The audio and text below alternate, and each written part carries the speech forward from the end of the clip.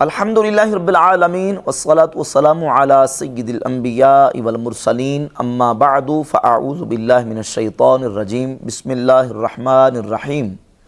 مرزا جہلمی تناقضات و تعارضات کا وہ مجموعہ ہے کہ مرزا جہلمی کے اپنے بیانات کے اندر اتنے تناقضات ہیں، اتنے تعارضات ہیں، ایک جگہ پہ کچھ کہتا ہے، دوسری جگہ پہ کچھ کہتا ہے، ایک جگہ پہ کوئی اصول قائم کرتا ہے، دوسری جگہ پہ کوئی اصول قائم کرتا ہے، اور اپنے ہی بیانات سے مرزا جہلمی اس طرح پھنس جاتا ہے کہ بعد میں مرزا جہلمی کے پاس اپنے دفاع کرنے کا کوئی رستہ باقی نہیں رہتا، اور پھر من مانی باطل قسمی کی تعویلات کر کے مرزا جہلمی اپنی جان چھڑانے کی کوشش کرتا ہے۔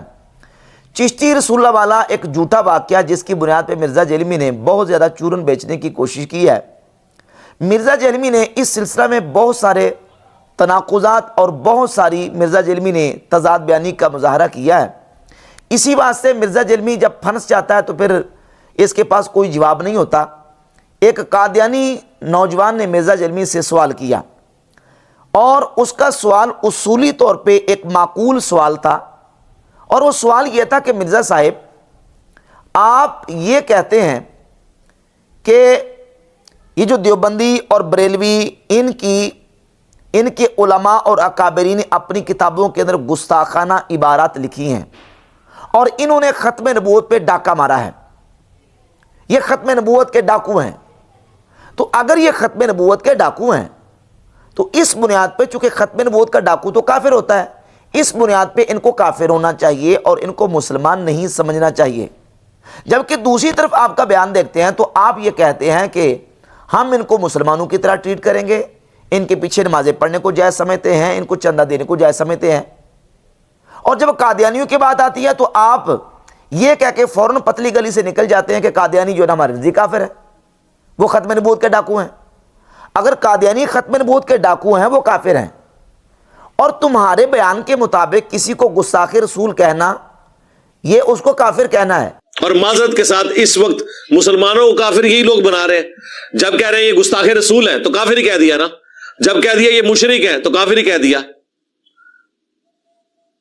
لیکن یہ کہنے کا ایک مہذب انداز ہے، اس کے لیے چند ایک مخصوص الفاظ انہوں نے ڈیوائز کیے ہوئے ہیں۔ گستاخ رسول کا کیا مطلب ہے؟ گستاخ رسول مسلمان ہوتا ہے تو سیدھی طرح وہ کافر ہو، لیکن وہ ان کو پتا کہ یار یہ کہیں گے تو ہو سکتا ہے کوئی مقدمہ نہ قائم کر دے، جھڑے بڑھو نا پھر کو وہ۔ اور تم دیوبندیوں کو، بریلویوں کو گستاخ رسول کہتے بھی ہو، ان کو ختم نبوت کا ڈاکو بھی مانتے ہو، تو پھر ان کو مسلمان کیوں سمجھتے ہو؟ ان کو کافر کیوں نہیں قرار دیتے؟ اور اسی طرح کشف و الہام کا مسئلہ بیان کرتے ہوئے بھی تم نے یہ کہا کہ جو کشف و الہام کو ماننے والے ہیں، کشف و الہام کو ماننے والے ختم نبوت کے ڈاکو ہیں۔ تو کشف و الہام کو تو دیوبندی بھی مانتے ہیں، بریلوی بھی مانتے ہیں، وہابی علماء بھی مانتے ہیں، اہل تشیع بھی مانتے ہیں، یہ سارے کشف و الہام کو مانتے ہیں۔ تو یہ تمہارے نزدیک ختم نبوت کے ڈاکو ہونے کی وجہ سے مسلمان کیسے ہیں؟ ان کے بارے میں تم کہتے ہو کہ ہم ان کے پیچھے نمازیں پڑھتے ہیں اور ان کو چندہ دینے کو جائز سمجھتے ہیں، ان کو مسلمانوں کی طرح ٹریٹ کریں گے، تو یہ دوہرا معیار کیوں ہے؟ قادیانیوں کو کافر کہہ کے فوراً چلے جاتے ہو ختم نبوت پر ڈاکہ مارنے کی وجہ سے۔ تو ختم نبوت کے ڈاکو تو یہ بھی ہیں، بریلوی بھی، دیوبندی بھی، تمہارے بیان کے مطابق، کیونکہ تم نے ان کو گستاخ بھی کہا، اور کسی کو گستاخ کہنا، اس کو کافر کہنا تم خود بیان دے چکے ہو، ان کو ختم نبوت کا ڈاکو بھی کہہ چکے ہو، تو پھر یہ مسلمان کیوں ہیں؟ جی محمد بلال بھائی جزاک اللہ، میں کینیڈا سے بول رہا ہوں اور میں احمدی مسلمان ہوں الحمدللہ۔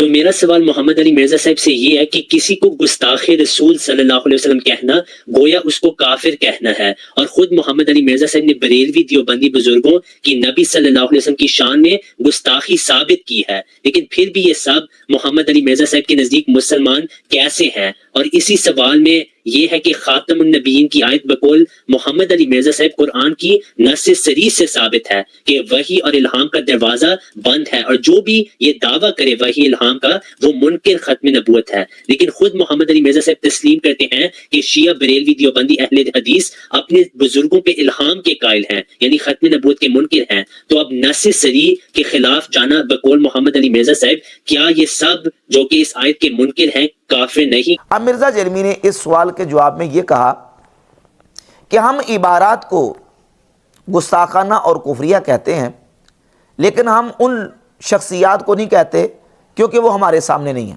دیکھیں جن کی گستاخیاں ثابت ہیں نا تو ہم ان کی جو گستاخانہ عبارتیں ہیں ان کے اوپر کفر کا فتویٰ لگاتے ہیں. شخصیات چونکہ ہمارے سامنے موجود نہیں ہے، اگر وہ بھی سامنے آ جاتے تو انہیں بھی ہم کافر کہہ دیتے اگر ہمارے سامنے ان چیزوں کا اقرار کرتے.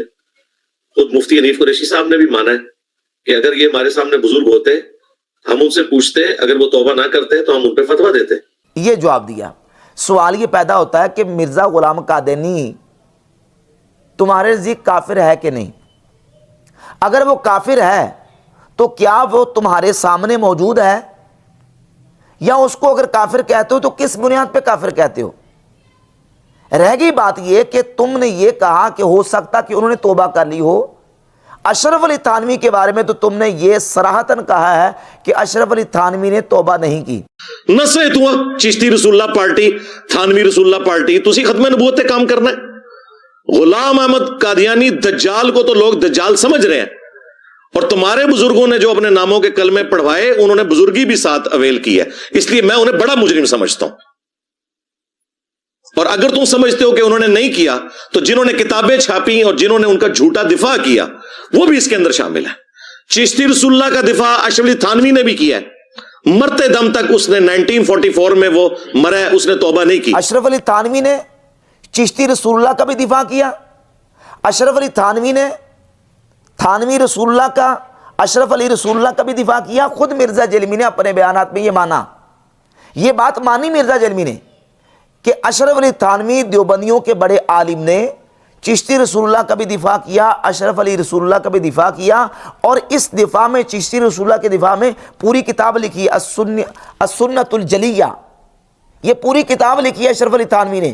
اور اس کتاب کے اندر اشرف علی تھانوی نے چشتی رسول اللہ کا دفاع کیا. اب سوال یہ پیدا ہوتا ہے کہ چشتی رسول اللہ کا دفاع کرنے کے بعد کیا اشرف علی تھانوی نے اس سے توبہ کر لی تھی؟ تو اس کا جواب خود مرزا جلمی نے دیا کہ اشرف علی تھانوی نے توبہ بھی نہیں کی، توبہ کیے بغیر مر گیا. دفاع بھی کیا، چشتی رسول اللہ کا دفاع بھی کیا، توبہ بھی نہیں کی، توبہ کیے بغیر دنیا سے چلا گیا.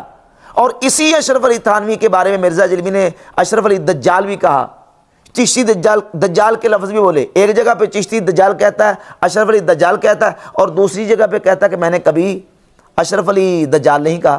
کہتے نہیں قادیانی کیوں نہیں مانتے؟ بھائی جب تم چشتی دجال اور تھانوی دجال کا جھوٹا دفاع کرو گے یا ان کے دفاع کرنے والے علماء کا جھوٹا دفاع کرو گے تو بھائی تم قادیانیوں کو کیسے اسلام کی دعوت دے سکتے ہو؟ تم لوگ غلام احمد قادیانی دجال کے اصل فالوور ہو. صرف قادیانی دجال کو دجال کہنا کافی نہیں ہے. جب تک چشتی دجال، تھانوی دجال ان کو آپ برا نہیں کہو گے نا، اس وقت تک ہم آپ کی ختم نبوت کے عقیدے کے اوپر شک کریں گے. اچھا سر، آپ ہمارے اسلاف کو کبھی چشتی دجال کہتے ہیں، کبھی آپ اشرف علی دجال کہتے ہیں. کیونکہ میں دیوبند مکاتب فکر کے جو علماء ہیں میں ان کی بھی بڑی قدر کرتا ہوں، تو اتحاد امت کے ایک اعتراف سے میں بات کر رہا ہوں کہ آپ جب انہیں اشرف علی دجال کہیں گے، چشتی دجال کہیں گے، تو پھر اتحاد امت کی بات جو آپ کے منہ سے نکلتی ہے وہ تو بے معنی ہو جاتی ہے. دیکھیں میں نے کسی ویڈیو میں اشرف علی دجال یا چشتی دجال کا لفظ یوز ہی نہیں کیا. یہ دجال کا لفظ میں نے غلام احمد قادیانی کے لیے یوز کیا. ایک جگہ پہ دجال کہہ رہا ہے، دوسری جگہ پہ کہتا ہے میں نے کبھی دجال نہیں کہا. اور پھر اسی اشرف علی تھانوی کے بارے میں جس نے چشتی رسول اللہ کا دفاع کیا، پوری کتاب لکھی اور توبہ کیے بغیر مر گیا، اس کے بارے میں مرزا جلمی یہ کہتا ہے کہ میں علماء دیوبند میں سے سب سے زیادہ رسپیکٹ اشرف علی تھانوی صاحب کی کرتا ہوں. میں آپ کو پرسنلی بتاؤں، میں اشرف علی تھانوی صاحب کا باقی علماء دیوبند کی نسبت بہت احترام کرتا ہوں، ان کی پازیٹیو چیزوں کا. اور میں نے اپنی ویڈیوز میں کئی دفعہ کوٹ کیا ہے. میں نے کہا مولانا اشرف علی تھانوی صاحب، جی مولانا بھی کہا اور صاحب بھی کہا، اس سے بڑی کوئی ڈگری نہیں. میں رسپیکٹ ان کو دے رہا ہوں. جی میں ان کو مولانا کہتا ہوں، یہ ایک تعظیم کا لفظ ہے، پروٹوکول کا، عزت احترام کا لفظ ہے. یہ مرزا جلمی نے اشرف علی تھانوی کے بارے میں بولا. تو اب مرزا جلمی بتائے گا کہ چشتی رسول اللہ کا دفاع کرنے والے اشرف علی تھانوی کو تو مولانا بھی کہو، اس کو احترام کے ٹائٹل بھی دو، اور کہو کہ علماء دیوبند میں سے میں سب سے زیادہ اس کا احترام کرتا ہوں. اور جب میری باری آتی ہے تو مرزا جلمی پھر آپے سے باہر ہو جاتا ہے. اور حالانکہ یہ اتہام اور بہتان مرزا جلمی کا میرے اوپر کہ میں نے چشتی رسول اللہ کا دفاع کیا ہے. یہ مرزا جلمی کا دنیا کا بدترین جھوٹ ہے۔ میں نے تو اللہ کے فضل و کرم سے آن کیمرہ آ کے یہ بتایا کہ جو بندہ یہ کہے کہ چشتی رسول اللہ کہنا درست ہے یا صحیح ہے، وہ بندہ دار اسلام سے خارج ہے، اور یہی ہمارے علماء نے اپنی کتابوں کے اندر لکھا۔ باقی رہی مناظرہ کی بات، اس پر میں بعد میں بات کروں گا۔ سب سے پہلے میں اس حوالے سے علماء اہل سنت کی کتابوں سے چند عبارات آپ کے سامنے اسی چشتی رسول اللہ والے واقعہ کے حوالے سے پیش کرنا ضروری سمجھتا ہوں۔ یہ ہمارے عالم مولانا مفتی ذوالفقار خان نعیمی، ان کا ہے فتاوی حنفیہ، اس کا صفحہ نمبر 43 پہ اسی چشتی رسول اللہ والے واقعہ کے حوالے سے انہوں نے جواب لکھا۔ کہتے ہیں کلمہ طیبہ میں محمد الرسول اللہ صلی اللہ علیہ وسلم کی جگہ کسی اور کا نام یا نسبت، جیسے چشتی رسول اللہ، اشرف علی رسول اللہ کہنے والا اگر ہوش و حواس میں ہے تو بلا شبہ کافر ہے۔ جو چشتی رسول اللہ کہے اپنے ہوش و حواس میں اور اس کو صحیح سمجھے، وہ کافر ہے، اس کا اسلام کے ساتھ کوئی تعلق نہیں۔ یہ ہمارے علماء نے لکھا۔ اور اس کے علاوہ اعلیٰ حضرت امام اہل سنت شاہ امام احمد رضا خان محدث بریلی رحمۃ اللہ تعالی علیہ نے فتاوی رضویہ کے اندر لکھا کہ جو شخص یہ کہے کہ انا رسول اللہ، عربی میں کہے انا رسول اللہ یا فارسی میں کہے من پیغمبرم، میں پیغمبر ہوں، فرماتے وہ کافر ہو جائے گا، اتنا کہنے سے کافر ہو جائے گا۔ یہ ہمارے علماء کے فتاوی جاتے۔ رہ گیا جو چشتی رسول اللہ والا واقعہ جس کتاب کے اندر موجود ہے، وہ کتاب فوائد السالکین، جو اصل ماخذ ہے اس واقعے کا وہ ہے فوائد السالکین۔ مرزا جیلمی سے ایک لڑکے نے سوال کیا اور کہا کہ جب امام احمد رضا خان بریلوی نے اس فوائد السالکین کا رد کر دیا تو پھر یہ اہل سنت بریلویوں کا چشتی رسول اللہ عقیدہ کیسے ہو سکتا ہے؟ تو مرزا جیلمی نے کہا نہیں جی، وہ انہوں نے مترکن چشتیہ کی کتابوں کا رد کیا ہے، فوائد السالکین کا رد نہیں کیا۔ سوال نمبر 7 ہے حبیب بھائی کا عارف والے سے پوچھا، کیا اعلیٰ حضرت نے فوائد السالکین کا رد کیا ہے؟ جی بالکل نہیں، انہوں نے جنرل کیا ہے، چشتیہ کی کتابوں کا فوائد السالکین کا رد کہیں نہیں کیا ہوا۔ اب ذرا دیکھیں، جہاں تک ہے مطلقاً چشتیہ کی کتابوں کا رد، امام احمد رضا خان محدث بریلی رحمۃ اللہ علیہ فتاوی رضویہ کی 15ویں جلد صفحہ نمبر 555 پہ لکھتے ہیں کہ اولاً کوئی کتاب یا رسالہ کسی بزرگ کے نام سے منسوب ہونا اس سے ثبوت قطعی کو مستلزم نہیں۔ بہت رسالے خصوصاً اکابر چشت کے نام منسوب ہیں جس کا اصلاً ثبوت نہیں۔ یہ تو ہے مطلقاً امام احمد رضا محدث بریلی رحمۃ اللہ علیہ نے اکابرین چشت کی طرف منسوب کتابوں کے حوالے سے گفتگو کی، لیکن بالخصوص فوائد السالکین کی نسبت کا جو ہے وہ خود انہوں نے اپنی کتاب فتاوی رضویہ کی جلد نمبر 22 کے صفحہ نمبر 491 پہ انکار کیا ہے۔ فرماتے ہیں دلیل العارفین، فوائد السالکین، تحفۃ العاشقین کا نام لیا اور عبارت نقل نہ کی۔ جہاں بحوالہ صفحہ عبارت نقل کی وہاں تو وہ سری کذب جری کی راہ لی، یہاں کیا اعتبار ہے؟ اور اگر ان میں وہ مضمون ہو اور بکر نے خیانت بھی نہ کی ہو تو اولاً اسی کا ثبوت درکار کہ یہ کتابیں حضرات منسوب الیہم رضی اللہ تعالی عنہم کی ہیں۔ بہت کتابیں محض جھوٹ نسبت کر کے چھاپ دی ہیں۔ فرماتے ہیں پہلے تو ثبوت درکار ہے کہ یہ کتابیں ان حضرات کی ہیں بھی کہ نہیں۔ امام اہل سنت رحمۃ اللہ تعالی علیہ تو ان کے ثبوت کا انکار کر رہے ہیں، کہتے ہیں ثبوت درکار ہے، جو ثبوت ہمارے پاس موجود نہیں ہے، ثبوت درکار ہے۔ جب ثبوت ہی نہیں ہے تو یہ ان کی طرف منسوب ہیں، اور خود فوائد السالکین کا نام لے کر امام اہل سنت رحمۃ اللہ علیہ نے اس کے ثبوت کا انکار فرمایا۔ اور مرزا جلمی کہتا نہیں، فوائد السالکین کا نہیں، وہ مترکن چشتیہ کی کتابوں کا انکار کیا۔ اس کے علاوہ اسی چشتی رسول اللہ والے واقعہ پر تقریباً 30 سال پرانا فتویٰ حضرت مفتی شریف الحق امجری علیہ رحمہ کا فتاوی شارح بخاری کی جلد 2 صفحہ نمبر 154 پہ موجود ہے۔ وہ اسی واقعے کی طرف ذکر کر کے فرماتے ہیں میرا ظن غالب یہ ہے کہ یہ کسی کا الحاق ہے۔ بعینہ ہی یہی قصہ دوسری کتابوں میں حضرت یوسف چشتی قدس سرہ کے بارے میں مکتوب ہے۔ میرا تجربہ ہے کہ جب ایک حکایت من عن متعدد بزرگوں کی طرف منسوب ہوتی ہے تو وہ فرضی ہوتی ہے، لہذا یہ واقعہ فرضی واقعہ ہے، الحاقی واقعہ ہے۔ فتاوی شارح بخاری کا حوالہ میں نے پیش کر دیا کہ یہ الحاقی واقعہ، فتاوی حنفیہ سے میں نے آپ کے سامنے حوالہ پیش کر دیا کہ یہ جو بندہ یہ کہے کہ چشتی رسول اللہ کہنا درست ہے ہوش و حواس کی حالت میں، وہ کافر ہے۔ یہ التصدیقات لدفع تلبیسات، یہ کتاب اس کے صفحہ نمبر 53 पे सैयद मोहम्मद मदनी मियाँ साहिब का बयान मौजूद है इसी चिश्ती रसूलुल्लाह वाले वाक़या के वाले से। वो फरमाते हैं कि इम्तिहान लेने का वो तरीका जो इम्तिहान लेने वाले और इम्तिहान देने वाले दोनों को काफिर बना दे, ना शरअन सही हो सकता है और ना अक़लन माकूल। इस तरह के फ़र्ज़ी वाक़यात की बईद अज़ क़ियास तावीलात करके उसको दुरुस्त करार देने की कोशिश को कभी भी बनज़र इस्तेहसान नहीं देखना चाहिए। यानी ये इस तरह के जो वाक़यात होते हैं उनकी हम कोई तावील नहीं करते। इस तरह के जो वाक़यात होते हैं वो फ़र्ज़ी और झूठे वाक़यात होते हैं, उसका सैयद मोहम्मद मदनी मियाँ साहब ने रद्द फरमा दिया। ये तकरीबन 20 साल पुराना उनका बयान मौजूद है। इसके अलावा तकरीबन 60 साल से भी पहले एक हमारे बहुत बड़े आलिम मुफ्ती अजमल साहिब संबली अलैहि रहमा, उनका फतवा के अंदर मौजूद है, फतवा अजमलिया के नाम से। उसकी पहली जिल्द सफ़ा नंबर 7 पे फरमाते हैं, मगर हम एक लम्हा के लिए ये फ़र्ज़ करने के लिए भी तैयार नहीं कि ऐसा इत्तिफाक हुआ हो और ऐसा कलिमा ज़ुबान मुबारक से निकला हो, इसमें ज़रूर किसी बेदीन का इल्हाक है। हमारी तरफ से तो ये जवाब काफ़ी है, हम इस कलिमा की शनाअत में तामुल नहीं करते और हज़रत शेख की तरफ इसकी निस्बत हमारे नज़दीक बातिल है। ये हमारे उलमा के फतवाजात मौजूद हैं, हमारे उलमा ने इसका रद्द कर दिया। अशरफ अली थानवी ने इस चिश्ती रसूलुल्लाह वाले वाक़े को डिफेंड किया, दिफा किया और उसके दिफा में पूरी किताब लिखी।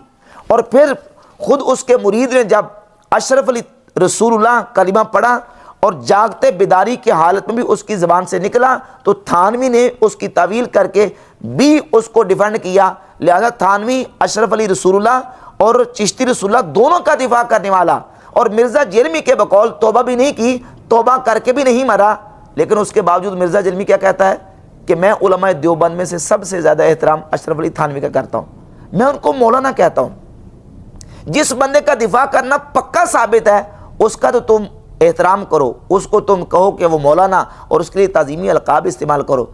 अब बताओ कि मिर्ज़ा जलमी खुद इन को मौलाना कह के और उनका एहतराम करके इन कलिमों का दिफा करने वाला बनेगा?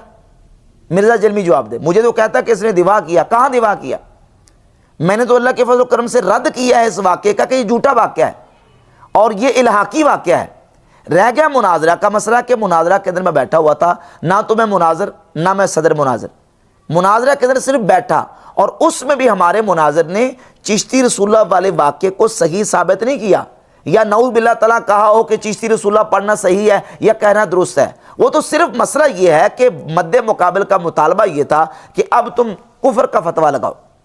तो उस पर उन्होंने कलाम करते हुए ये बात की कि भाई जो किताब के अंदर वाक़या लिखा हुआ है, अगर तुम्हारे बयान करदा तुम्हारे हवाला जो तुमने दिया है उसके मुताबिक भी देखा जाए तो फिर भी इस हालत में फतवा नहीं लग सकता। और ख़ुद मिर्ज़ा जलमी क्या फतवा लगाता है? नहीं लगाता। क्यों? इसलिए कि मिर्ज़ा जलमी कहता हो सकता है वो 800 साल पुराने बुजुर्ग हैं, उनकी तरफ किसी ने ये बात मनसूब कर दी हो। तुम कहते हो सकता है, हम कहते हैं कि है, ये वाक़या उनकी तरफ झूठा मनसूब है, ये सच्चा वाक़या नहीं है। तो इस तरह के तनाकुज़ात मिर्ज़ा जलमी के बयानात के अंदर मौजूद हैं। एक जगह पे कुछ कहता है, दूसरी जगह पे कुछ कहता है। जब मुतालबा करने में आता है तो इसने कैसे नंबर राजा से मुतालबा किया कि तुम चिश्ती रसूलुल्लाह पार्टी हो, अशरफ अली रसूलुल्लाह पार्टी हो, और अगर नहीं हो तो फिर तुम उनको काफिर करार दो।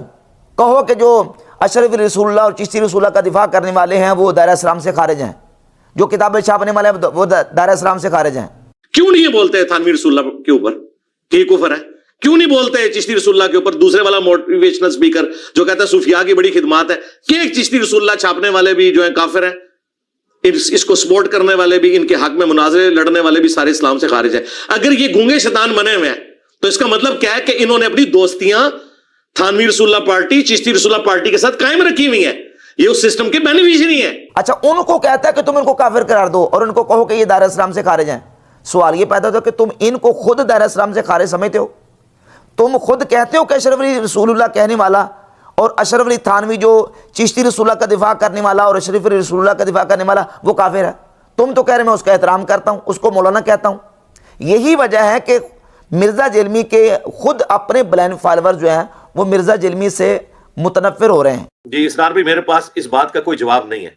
کبھی سوچا نہیں تھا کہ زندگی میں کبھی ایسا بھی موڑ آئے گا کہ انجینئر محمد علی مرزا صاحب کا کوئی اسٹوڈنٹ ان سے کوئی سوال کرے گا اور وہ آگے سے یہ جواب دیں گے کہ میرے پاس تمہارے اس سوال کا کوئی جواب نہیں ہے، اور پھر اپنے اسٹوڈنٹس کو ایک ایسی نہج پر لا کر کھڑا کر دیں گے کہ وہاں سے ان کے لیے یہ فیصلہ کرنا مشکل ہو جائے گا کہ وہ کہاں جائیں، کیا کریں۔ یہ دوگلا پالیسی کیا ہے؟ یہ دورے معیار کیا ہے؟